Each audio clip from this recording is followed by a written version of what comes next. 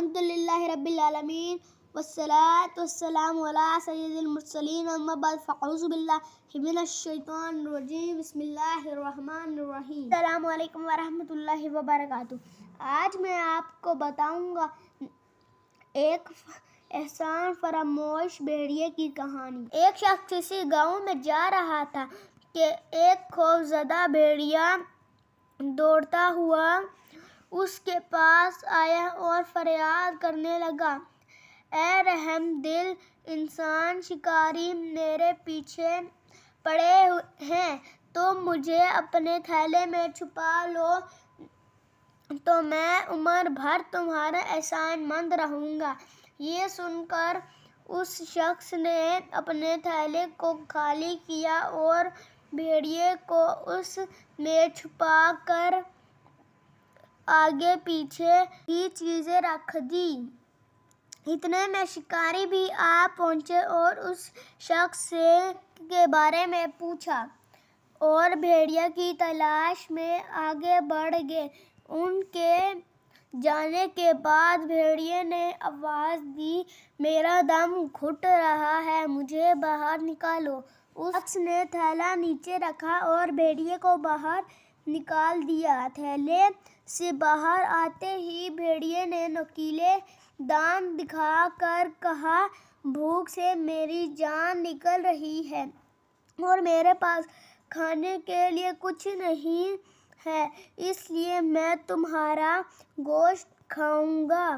یہ کہہ کر احسان فراموش بھیڑیے نے حملہ کر دیا۔ وہ شخص اپنی جان بچانے کے لیے بھاگ کھڑا ہوا۔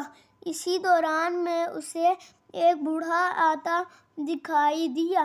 وہ بوڑھے کی طرف دوڑ پڑا۔ کیا ہوا؟ بوڑھے نے اسے ہانکتا کانپتا دیکھ کر پوچھا۔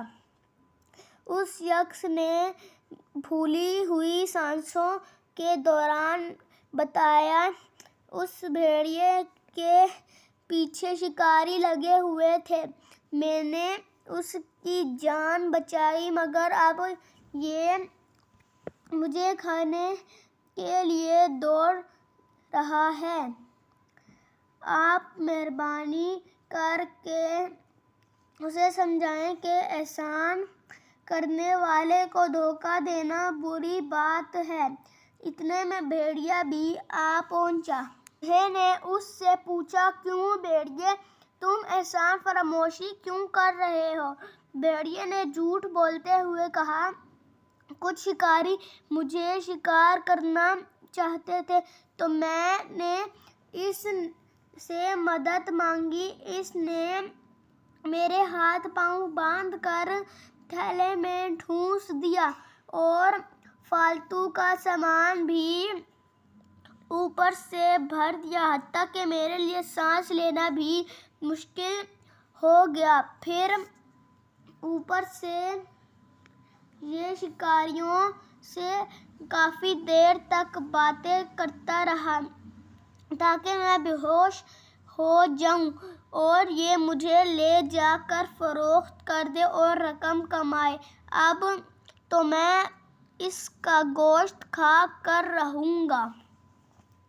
بوڑھا کچھ سوچتے ہوئے بولا، میرا خیال ہے کہ تم بات کو بڑھا چڑھا کر بیان کر رہے ہو، ذرا مجھے اس تھیلے میں گھس کر دکھاؤ تاکہ میں اندازہ کر سکوں واقعی تم سچ ہی کہہ رہے ہو۔ بھیڑیا جھٹ سے تھیلے میں گھس گیا۔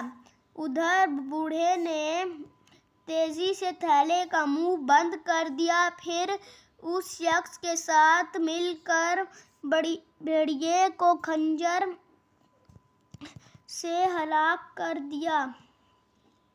تو پیارے بچوں، آپ نے دیکھا یوں اس شخص کی جان بچی اور احسان فراموش بھیڑیا اپنے انجام کو پہنچا۔ سچ ہے کہ برے کام کا انجام برا ہے۔ احسان فراموشی کی یہ سٹوری پڑھ کر ہمیں غور کرنا چاہیے کہ کہیں ہم بھی تو کسی کی احسان فراموشی میں مبتلا نہیں؟ غور کیا جائے تو انسان اپنی پیدائش سے لے کر موت تک بہت سے احسانات کے زیر بار ہوتا ہے۔ اس پر سب سے پہلا احسان رب العالمین کا ہے جس نے اسے پیدا کیا، ایمان کی انمول دولت سے نوازا، رزق اور دیگر شمار نعمتیں عطا فرمائیں۔ اس کے بعد آخری نبی محمد عربی صلی اللہ علیہ وآلہ وسلم کے احسانات ہیں جن کے صدقے ایمان ملا، رحمان کی پہچان ملی، بہترین امت میں اس کا شمول ہوا۔ اساتذہ کرام کا بھی اس پر احسان جنہوں نے علم دین سکھایا، ماں باپ بھی اس کے محسن جو اس کی دنیا میں آمد کا ذریعہ بنے اور اس کی پرورش کی ذمہ داری نبھائی۔ اس کے ارد گرد بسنے والے لوگوں، دوستوں اور رشتہ داروں کا بھی اس پر احسانات ہوتے ہیں۔ ہمارے پیارے نبی کریم صلی اللہ علیہ وآلہ وسلم نے احسان کا شکریہ ادا کرنے کا طریقہ بھی بتایا ہے، چنانچہ فرمایا، جو تم سے بھلائی کے ساتھ پیش آئے تو اسے اچھا بدلہ دو، اور اگر تم اس کی استطاعت نہ رکھو تو اس کے لیے اتنی دعا کرو کہ تمہیں یقین ہو جائے کہ اس کا بدلہ چکا دیا ہے۔ جسے کوئی چیز عطا کی گئی اگر وہ استطاعت رکھے تو اس کا بدلہ دے، اگر استطاعت نہ رکھے تو اس کی تعریف کر دے، کیونکہ جس نے تعریف کی اس نے شکر ادا کیا اور جس نے اسے چھپایا اس نے ناشکری کی۔ جس کے ساتھ بھلائی کی گئی اور اس نے بھلائی کرنے والے کو جزاک اللہ خیر، یعنی اللہ پاک تجھے بہترین جزا دے، کہا تو وہ ثنا کو پہنچ گیا۔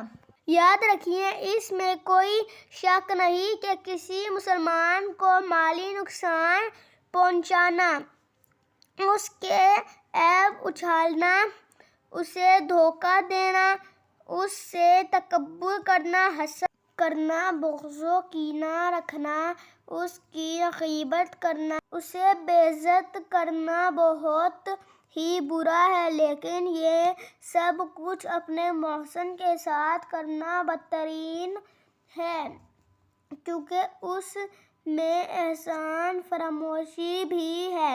اللہ پاک ہمیں شکر گزاری اور احسان مندی کی خوبی عطا فرمائے، آمین، بجاہ النبی الامین صلی اللہ علیہ وآلہ وسلم۔